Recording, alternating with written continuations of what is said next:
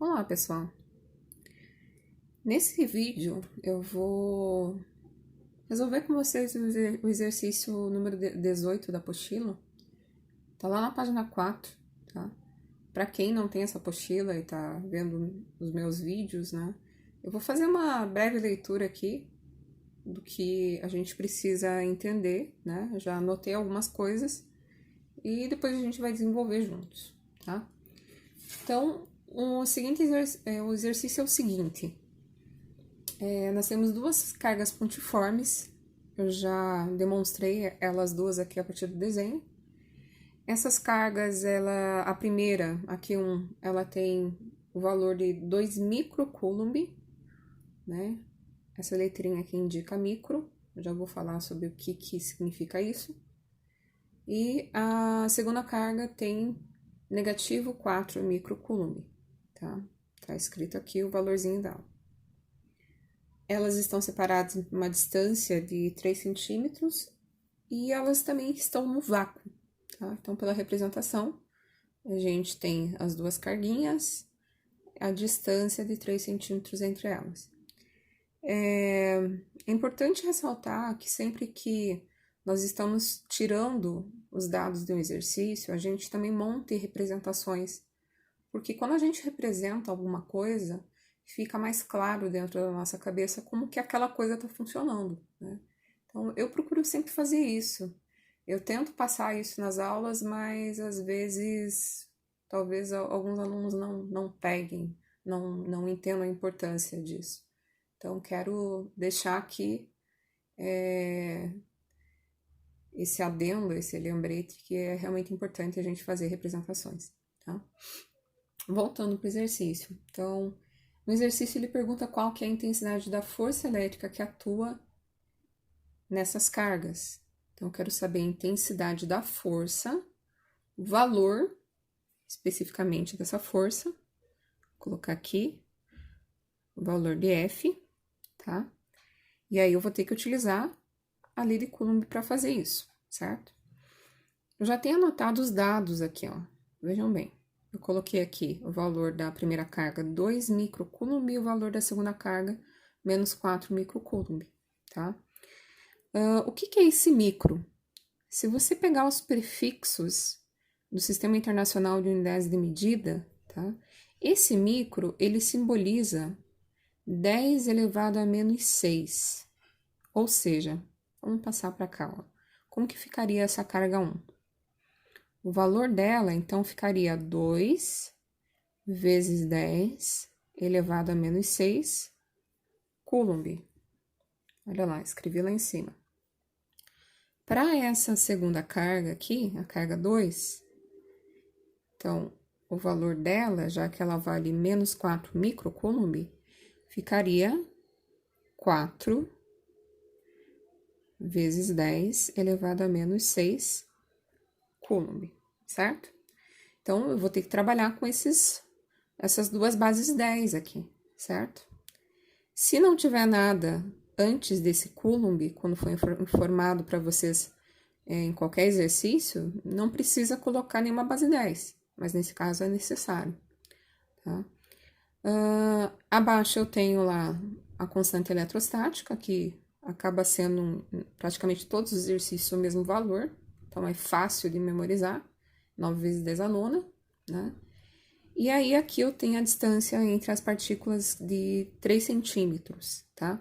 Só que o que a gente precisa lembrar nesse momento? Que centímetro, ele não é uma unidade de medida padrão do Sistema Internacional. Então, para que a gente consiga trabalhar, calcular essa força entre essas duas partículas, eu preciso transformar esses centímetros para metro, que é o padrão do Sistema Internacional para distâncias, para comprimento, largura e tal. Então, lembrando que 1 metro tem 100 centímetros, então, para eu transformar esse centímetro para o metro, eu vou ter que dividir esse 3 aqui por 100. Isso daqui vai me dar um valor de 0,03 metros. Agora, observe uma coisa. Eu tenho lá tanto as duas partículas quanto a constante eletrostática escritas a partir de uma base 10. Então, vale a pena a gente transformar esse númerozinho aqui, esse decimal pequenininho, né, numa base 10 também.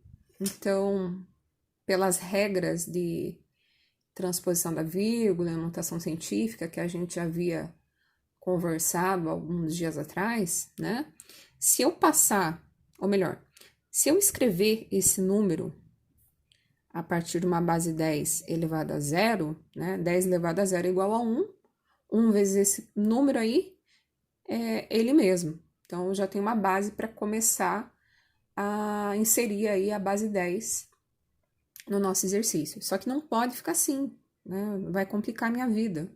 Esse número é 0,03, vai complicar minha vida no momento de fazer o cálculo. Ainda mais vocês que estão focados aí em Enem, vestibular, é muito mais fácil você trabalhar com valores que não sejam decimais, é mais rápido, né? Então, qual que vai ser o nosso objetivo aqui? Passar essa vírgula para a direita, né? Então, eu vou passar uma, duas casas, quer dizer, a vírgula vai ficar aqui. Repito a base 10, certo? E aí, como eu passei duas casas para a direita, significa que eu tenho que adicionar lá em cima do 10 duas potências negativas, né? Então, eu tenho que esses 3 centímetros são 0,03 metros, que é a mesma coisa que 3 vezes 10 elevado a menos 2 metros. É com esse valor que eu vou trabalhar, certo? Então, vamos pegar uma outra folha e vamos começar a trabalhar com isso. Então, só repetindo a equação. F igual a K, que é igual a constante, né? Vezes Qzinho, Q1, Q2, tanto faz. Vezes Qzão, esses valores estão em módulo. O que significa esse módulo mesmo? Significa que nós não precisamos utilizar o sinal das cargas, né? Dividido por D quadrado. Muito bem.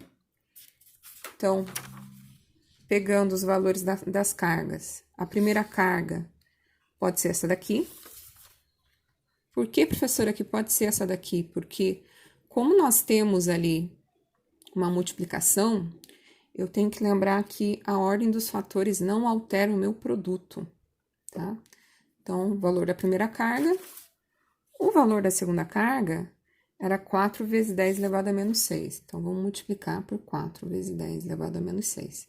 Reparem que eu não coloquei o negativo aqui. Por quê? Porque eu quero um módulo das cargas. Eu tenho que multiplicar também pela constante eletrostática. E depois eu vou dividir pela distância, lembrando a nossa transformação aqui, que é 3 vezes 10 elevado a menos 2 metros. 3 vezes 10 elevado a menos 2 metros. Só que pela equação, eu tenho que esse valor, ele é elevado ao quadrado, certo? Então, vamos lá. Fiz a substituição das cargas, fiz a substituição da constante, fiz a substituição da distância entre as cargas. Vou começar a calcular, então. Bom, aqui, ó, se vocês pararem para analisar, nessa parte de baixo, eu tenho 3 ao quadrado, certo? 3 ao quadrado não é 9? E 9 dividido por 9 não é 1? Então, eu vou manter esse 9 vezes 10 a nona. Tá? São algumas estratégias que a gente pode estar utilizando aí para fazer o cálculo um pouco mais rápido. Simplificar o nosso cálculo, né? Nessa parte aqui eu vou fazer a multiplicação, ó. Eu tenho 2 vezes o 4, que vai dar 8. Repito a base 10 e utilizo lá a propriedade de multiplicação de base 10. Então, repito a base 10. E quando eu tenho uma multiplicação de base 10, o que eu faço com os expoentes? Eu vou somar, olha aqui, ó, o sinal de mais, esses dois expoentes. Então, menos 6 mais menos 6, eu vou ter menos 12. Na parte de baixo do meu cálculo, eu vou fazer a potência, olha lá, ó. 3 ao quadrado dá 9, porque 3 vezes 3 é 9. Repito a base 10 e agora uso a propriedade de potência, que qual é mesmo, professora? É só multiplicar a potência pela potência. Ou seja, aqui eu vou ter menos 4, certo? Bom, agora eu vou usar outra estratégia para simplificar o meu cálculo, tá? Eu vou dividir esse 9 por esse 9. Isso daqui vai me dar 1, ok? Se eu dividir esse 9 por esse 9 e eu tenho lá potências de base 10, eu também tenho que fazer a divisão deles, tá? Então, repito a base 10 e utilizo a propriedade da divisão, que é qual? Você repete o valor de cima e diminui pelo valor de baixo. Só que quem que é o valor de baixo? É menos 4, tá? Então, vai ficar 9, menos com menos mais 4. 9 mais 4 vai ser igual a 13, né? Então, o 13 vai lá em cima da base 10. Bom, fiz a divisão. Esse valor aqui eu não mexi. Então, ainda eu vou ter que multiplicar por ele. Certo? Finalizando, portanto, o nosso cálculo, vou fazer 8 vezes 1, 8.